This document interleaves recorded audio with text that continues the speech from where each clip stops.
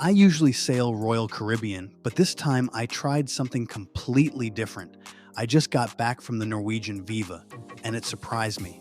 Some things were better than Royal, some weren't even close, and one experience completely changed how I look at Norwegian. If you're trying to decide between Royal Caribbean and Norwegian, this is going to help. I've spent a lot of time on Royal, so I went into this trip really focused on how the Viva actually compares. Not just what looks good online, but what it's really like once you're on board. And by the end, you might be surprised which one comes out ahead. After so many Royal Caribbean cruises, I wanted something different. Norwegian kept coming up, especially the Haven, their ship within a ship concept. So I booked one of their top suites, expecting it to compete with the best of what Royal has to offer. And in some ways, it actually did. Let's start with what Norwegian, and specifically the Viva, does really, really well. Because there were some things that genuinely impressed me. First, the Haven. I went in with expectations, but the Haven on the Viva exceeded them. It's not just a private area. It actually feels like a completely separate experience from the rest of the ship. The space is larger than I expected. The layout makes sense, and everything about it feels calm, upscale, and intentional. Even small details stood out, like the loungers. The cushions were thick, plush, and genuinely comfortable, the kind of detail that elevates the whole experience. Now, if you've been on Royal Caribbean's newer Icon-class ships, you know they've stepped up their suite areas and they've done a great job, but honestly, the Haven wins this one, especially when it comes to privacy and overall luxury. And compared to the Oasis-class suite areas, it's honestly not even close. The Haven wins hands down. But the biggest advantage the Haven has over Royal is how they handle access. The private elevator alone is a game changer. You're not waiting. You're not dealing with crowds.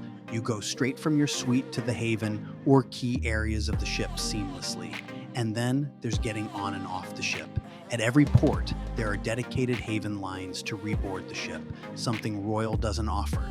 No waiting in long lines, no chaos, just straight onto the ship, even at the highest levels of Royal Caribbean Suite class, including Star class. That's something they just don't offer, and that level of ease really stood out. Now, let's talk about the food. This is where Norwegian really impressed me. Overall, I'd give Norwegian the edge when it comes to food. They're comparable, but across the board, I consistently enjoyed the food more on the Viva.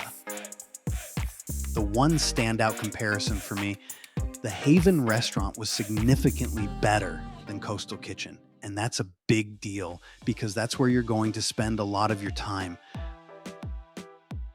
Now, let's jump to a highlight. Norwegian's private island, Harvest Caye. To me, it felt like a really nice mix between CocoCay and Labadee. It has the seclusion and tropical feel of Labadee, but also more to do, similar to CocoCay. The food there was also very good, especially compared to Labadee, which in my opinion is one of Labadee's biggest flaws. There was a nice splash pad area for kids, not nearly as impressive as CocoCay, but still a great option.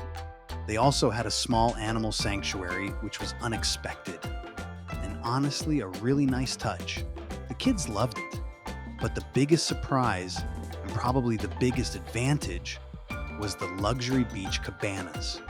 We had the opportunity to stay in one of their luxury beach cabanas, and I have to say, that experience was excellent. Each luxury beach cabana had air conditioning, a private bathroom, and plenty of space to relax.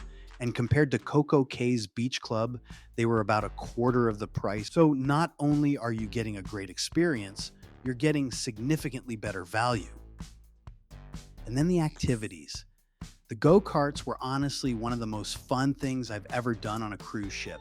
They're fast, well-designed, and actually feel like a real experience. The VR attractions were also really entertaining and worth doing. And Haven guests even get a separate line for the go-karts, which made it much easier to get on. But I do think it's important to point out this ship is geared more toward teenagers and adults.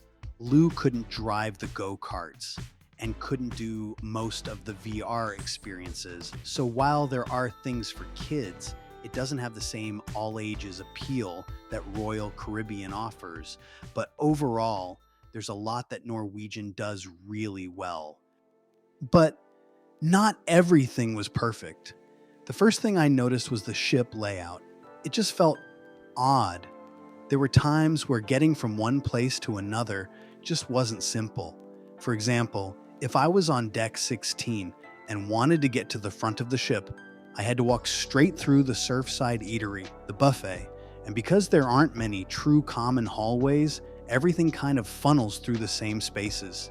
Even some of the specialty restaurants were tucked down these odd hallways.